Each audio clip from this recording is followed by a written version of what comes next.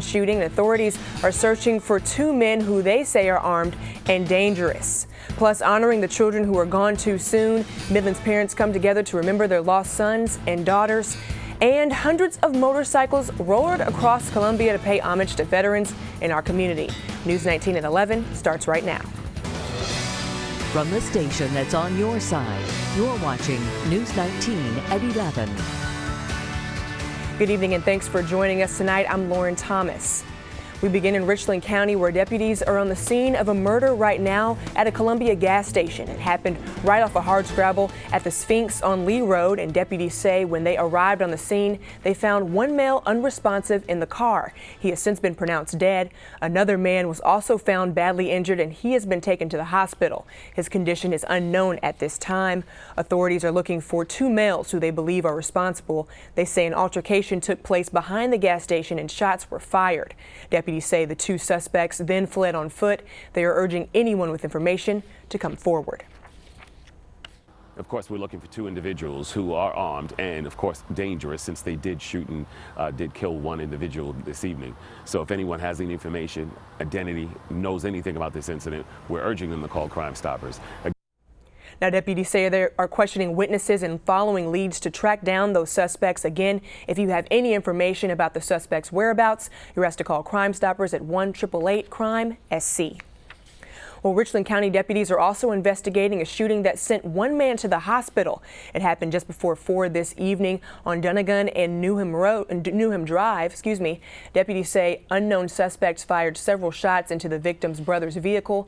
They say that the victim was shot in the lower body. He is expected to be okay. Anyone with information is once again asked to call Crime Stoppers at 1-888-CRIME-SC. The interim pastor for Mother Emanuel AME is suing members of his former church for slander.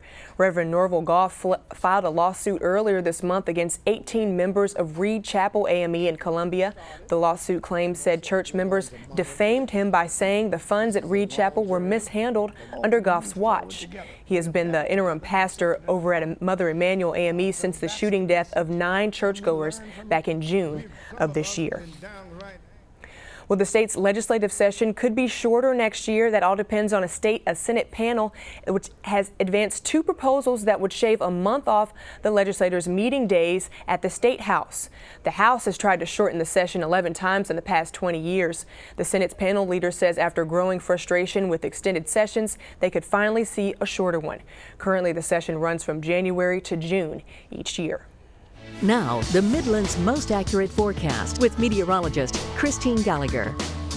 Once again, unseasonably warm for December. Today's high was 78 degrees at the airport, 76 in the city. We should be around 59 degrees for our average temperature this time of year. We got close to that record of 80, but we didn't hit it. That was set back in 1956. Right now, temperatures are cooling off, a little bit chilly out there. Overall, not bad, 64 degrees, and our dew point's at 62. It felt a little chillier last night. We will continue to see these temperatures drop, but slower because we are going to have more cloud cover out there tonight. Onshore flow bringing in some isolated shower activity into Charleston and Berkeley County. And then in the upper levels, we're seeing those clouds stream in from west to east across our area. We're going to continue to see those clouds build in, probably not that patchy late night fog like we've seen the last couple of nights.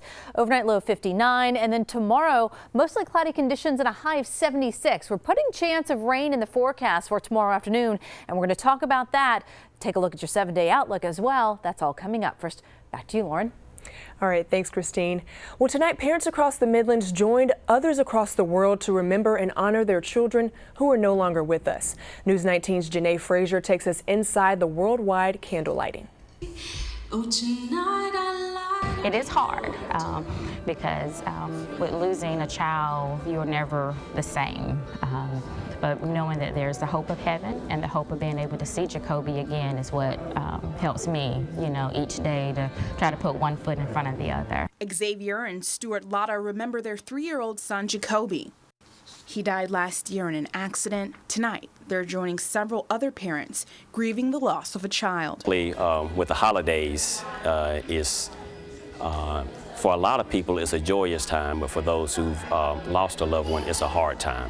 And so it's a way that we can, in a positive way, just uplift those who we say have gone too soon. Parents from the Midlands took part in the worldwide candle lighting Sunday night.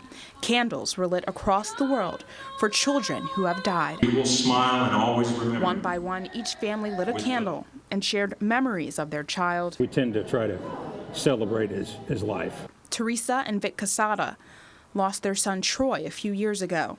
They say sometimes they're still in shock, but remembering their son helps with the pain. You know, there's no moving on. There's no stopping of the grieving process. It's a constant thing. So that's what we try to do as much as we can is celebrate his life. Their children are gone from this earth, but live forever in their hearts. We light this candle that your light will always shine. Janae Frazier, News 19, WLTX. Well, the Compassionate Friends hosted the event. The group meets every first Thursday of the month at the First Presbyterian Church on Lady Street at 6:30 p.m.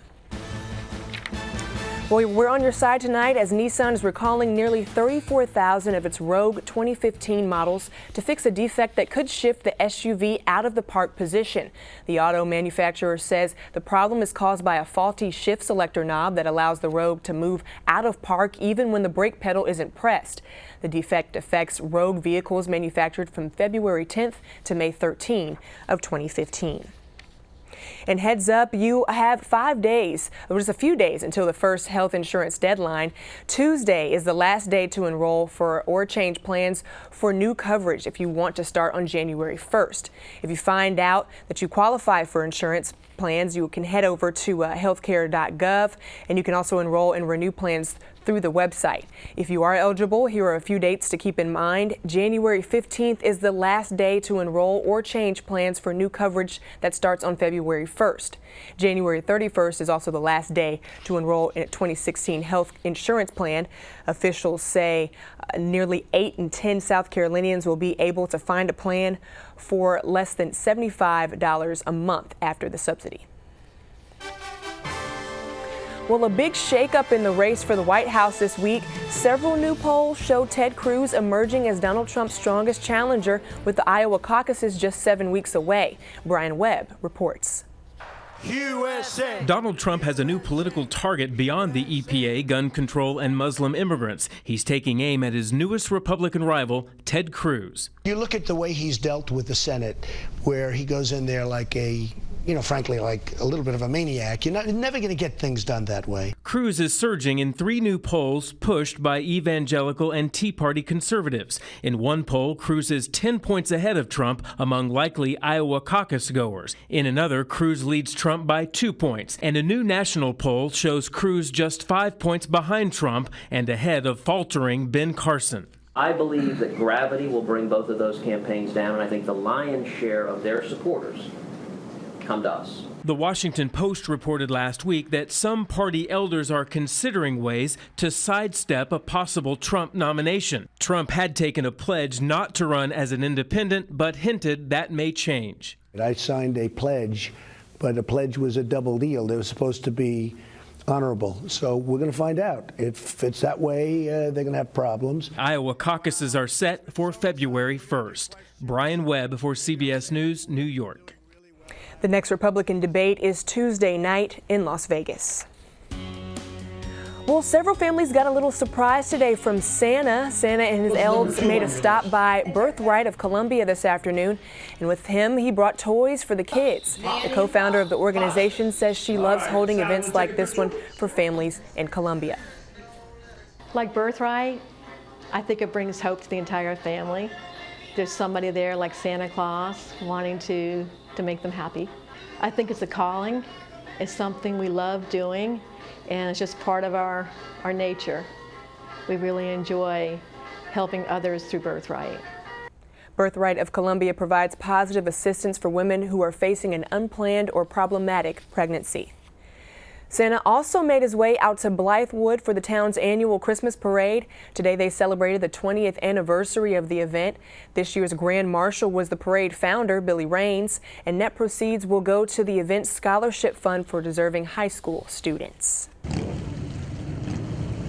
Well, you might have heard some loud noises outside of your door this afternoon. That was the sound of hundreds of motorcycles going through Columbia today. It was all for the 2015 Vets Christmas Charity Ride, and each year, riders bring gifts and donations to the Dorn VA Medical Center. The ride helps to spread and deliver a little holiday cheer for veterans. One rider says this trip has a special meaning for her, and motorcycle riders from across the state and as far away from Virginia participated in the ride from Fort Bragg in North Carolina to Dorn VA Medical Center here in Columbia. Well, next week you can help give back to families in need with News 19. We'll be hosting a Joy of Giving telethon fundraiser to help the Salvation Army serve struggling families and senior citizens around the Midlands. The money raised will go to make sure they receive the emergency assistance they need to stay in their homes, feed their families, and to keep the heat on. The telethon will take place next Wednesday and Thursday from 6 in the morning to 8 at night each day. But you don't have to wait until then to give back. You can head on over to our website, WLTX.com, and click on this story. There you'll find out how you can mail and make online donations. Well, another beautiful day on the books for the Midlands, and coming up after the break, meteorologist Christine Gallagher will show us just how long the nice weather will last. It's considered Black Friday Part 2 tomorrow on News 19 this morning. Our Money Man explains Monday's biggest day for the last-minute online shopping, what to buy and what to avoid. Plus, taking the stress out of holiday party planning from decor to menu, the experts share their secrets. See you bright and early tomorrow from 4:30 to 7 a.m.